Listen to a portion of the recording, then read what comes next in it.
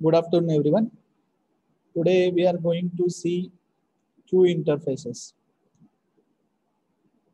In last lecture, we have discussed with the collection classes that we use in a Java. In that, we have seen list, and we discussed yesterday all the classes that are available in list. That is array list, linked list, and vector and stack. These four classes we have discussed. Today we are going to see queue. In queue there is a priority queue and DQ used for the collection. Let's see one by one.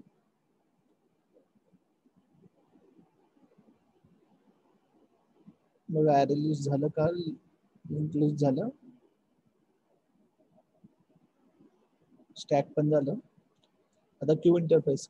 Queue interface maintains first in first order, first out order.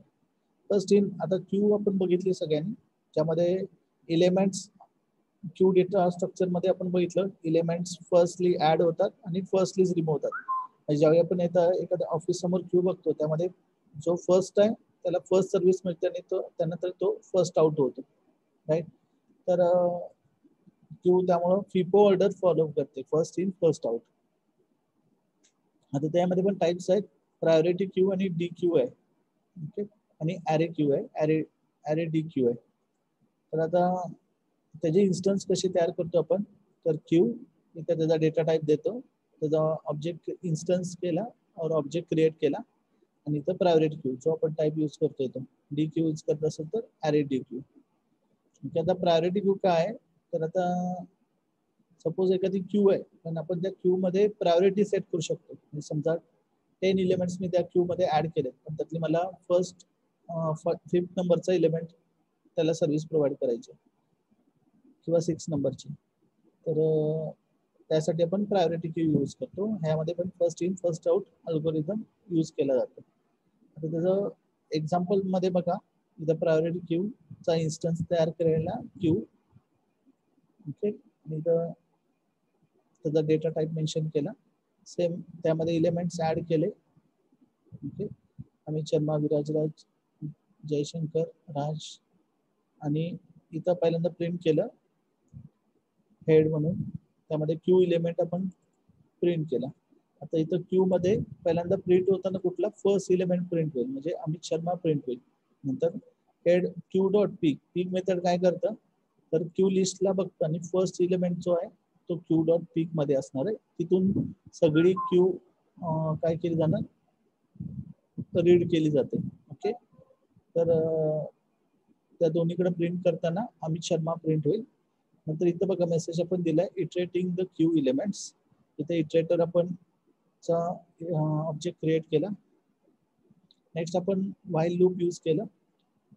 While मध्ये आपण इटरेटरची has next method आपण प्रत्येक ह्याच्यामध्ये use केले. त्यामुळे काय होतं, प्रत्येक एलिमेंट रीड होत जातो, जोपर्यंत लास्ट एलिमेंट येत नाही तोपर्यंत व्हाईल लूप एक्झिक्यूट होत जाईल आणि त्यानंतर तो लिस्ट मधले आयटम प्रिंट करेल. आता हेच एक्झाम्पल आपण प्रोग्राम मध्ये बघूया.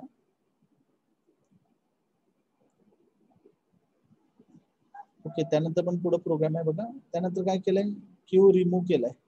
क्यू रिमूव्ह केल्यानंतर काय होणार आहे, क्यू मधले एलिमेंट्स रिमूव्ह होणार आहे. आता एलिमेंट रिमूव्ह होताना फर्स्ट एलिमेंट रिमूव्ह होणार, ओके. आता इथे क्यू पोल केले त्यामुळे पहिले 2 एलिमेंट्स काय होतील, रिमूव्ह होतील. After removing 2 elements, 2 element remove केल्यानंतर पुन्हा आपण इटरेटरचा ऑब्जेक्ट बनवला, त्याची हॅज नेक्स्ट मेथड केली आणि हा क्यू प्रिंट केला आपण, okay, iterator dot next method. आता हाच प्रोग्राम आपण करून बघूया.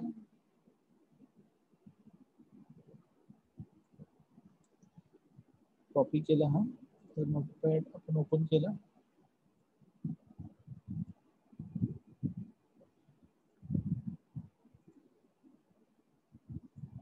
आधीचा प्रोग्राम आपण क्लोज करूया.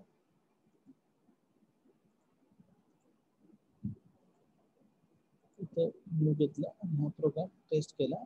हा सेव्ह करूया आपण USB जावा प्रोग्राम मध्ये. त्याचं नेम दिले टेस्ट जावा collection 5.java.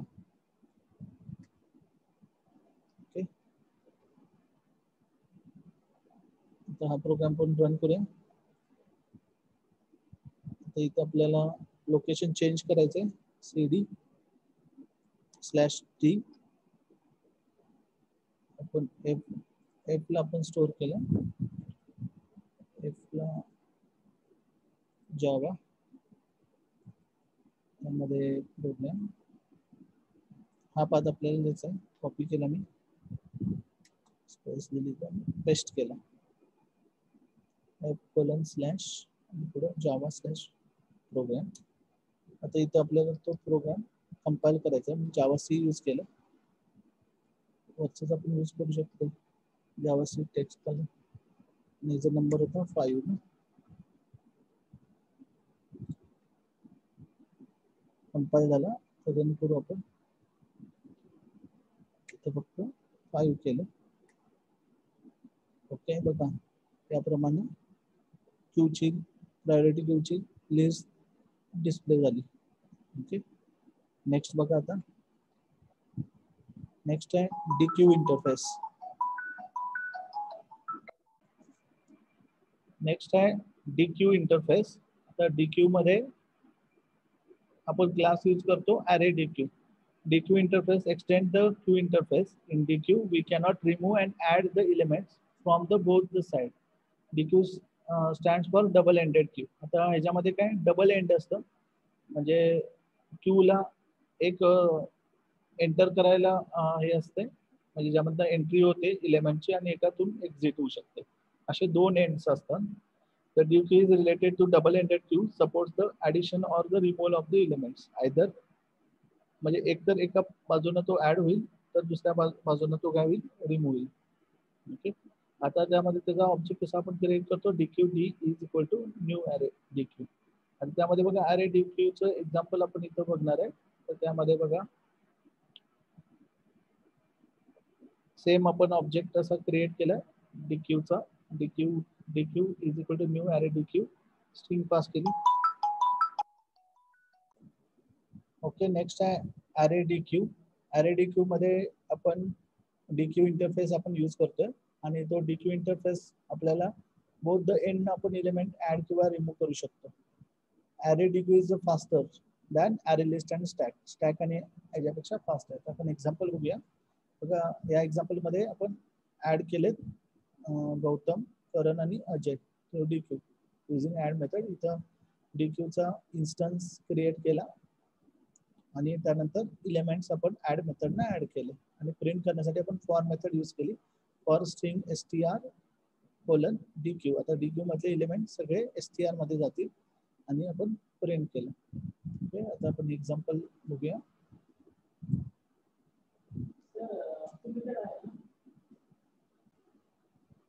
आता आपण हा लाईव्ह बघूया. नोटपॅड प्लस ला आपण इथं न्यू करूया, control V, control save, test Java collection नाव दिलं, इथं नेम चेंज केलं 6.java, आणि आपलं लोकेशन तेच आहे.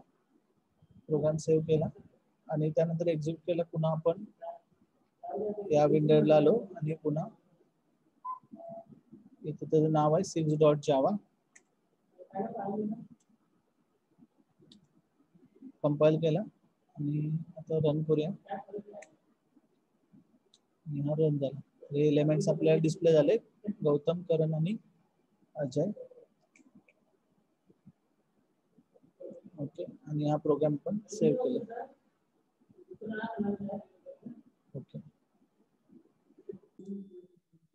तर आपण हा रन करून बघितला आता प्रोग्राम. नेक्स्ट आहे सेट इंटरफेस. आता इथं क्यूचे दोन्ही टाइप आपले झाले आहेत. नेक्स्ट आहे सेट इंटरफेस. सेट इंटरफेस मध्ये आपल्याला हॅश सेट इंटरफेस आपण यूज करतो आणि लिंक हॅश सेट म्हणून इंटरफेस यूज करू शकतो. आता सेट इंटरफेस जसं मॅथ्स मध्ये आपण यूज करतो त्याप्रमाणे की तो डुप्लिकेशन अलाउ करत नाही आपल्याला. हा बाकीच्या इंटरफेस आणि सेट इंटरफेस मध्ये फरक आहे. ओके, हा पण सेम आपल्याला java.util पॅकेज मध्ये मिळतो, आणि त्याच्यामध्ये इंटरफेस हॅश सेट आणि लिंक हॅश सेट आहे. आता hash set is a implement set interface. It represent the collection that uses hash table for storage. Hash table मध्ये आपण जो काही डेटा स्टोअर करण्यासाठी यूज करतो, तर त्यासाठी आपण हॅश सेट इंटरफेस यूज करतो. Hashing is used to store the elements in the hash set. It contains unique items. त्यामध्ये आयटम्स युनिक असतात. आता हे एक्झाम्पल बघूया. ह्याच्यामध्ये आपण डुप्लिकेट रेकॉर्ड घेतले, पण ते डुप्लिकेट रेकॉर्ड घेणार नाही. म्हणजे आता रवी विजय, रवी अजय आहे, म्हणजे रवी डुप्लिकेट आहे, पण जर आपण हॅश यूज करतोय तर घेणार नाही. सेम आपण बघा इथं इन्स्टन्स क्रिएट केलाय, hash set set is equal to new hash set, आणि इथं एलिमेंट्स ऍड केले. व्हाईल लूप मध्ये ते फक्त प्रिंट केले. हा मी प्रोग्राम कॉपी केला, तर पेस्ट केला, नाव दिलं 7. इथं आपण 7.java आणि इथं सेव्ह वर क्लिक केलं. ओके, आता रन करूया आपण.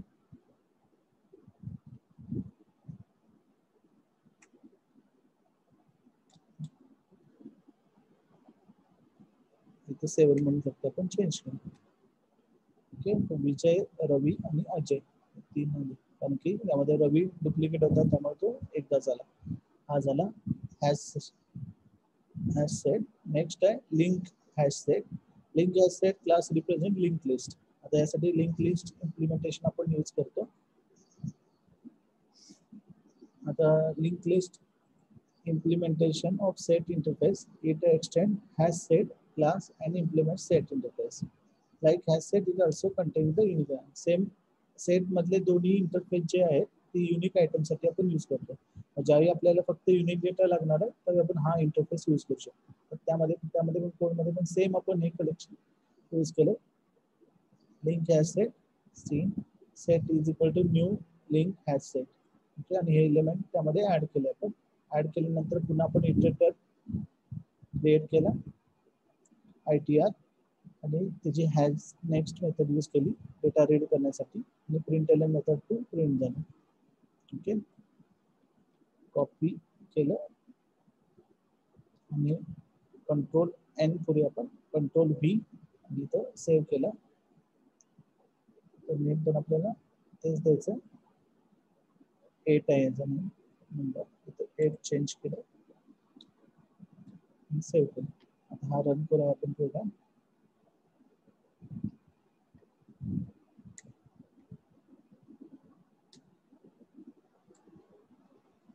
आणि इथं 8 केलं, आणि आपल्याला तेच एलिमेंट आपल्याला भेटले, रवी, विजय आणि अजय. ओके, तर इथं आपलं लिंक हॅश सेट झालं. नेक्स्ट आहे सॉर्टेड. आता सॉर्टेड सेट इंटरफेस आपण सेट इंटरफेस मधला क्लास आहे. Sorted set is a alternate set interface that provide the total ordering on elements. त्याच्यामध्ये आपण असेंडिंग आणि डिसेंडिंग मध्ये ऑर्डर आपण करू शकतो. तर यामधला टाईप आहे ट्री सेट. ट्री सेट मध्ये बघा आता कसं आपण हे करतो, त्याचा इन्स्टंट क्रिएट करणार sorted set data type set is equal to new tree set. आता बघा tree set class implement tree like structure साठी आपण तो यूज करतो, ज्यामध्ये बघा रूट एलिमेंट्स आणि त्यामध्ये आपल्याला शो होतात. त्यामध्ये hash set tree set also contain the unique element. त्याच्यामध्ये पण युनिक एलिमेंट्स असतात. However the access and retrieval time of tree set is quite fast. Tree set मध्ये ऍक्सेसिंग स्पीड हे दोन्हीपेक्षा म्हणजे हॅश सेट पेक्षा जास्त आहे. ओके, आता त्यामध्ये पण बघा ट्री सेटचा पहिल्यांदा आपण इन्स्टन्स क्रिएट केला, is equal to new tree set, आणि त्यामध्ये सेट डॉट ऍड मेथडनं ऍड केले एलिमेंट्स, नंतर इटरेटर करून प्रिंट केलं. सगळीकडे आपल्याला असेच प्रोग्राम आपल्याला राईट करायचे.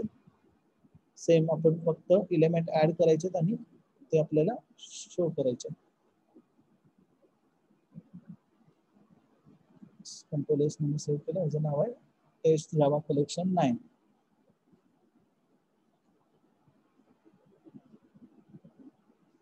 अरे सॉरी, चुकून 1च सेव्ह झालं. टेस्ट जावा कलेक्शन इथं 9 म्हणून सेव्ह केलं.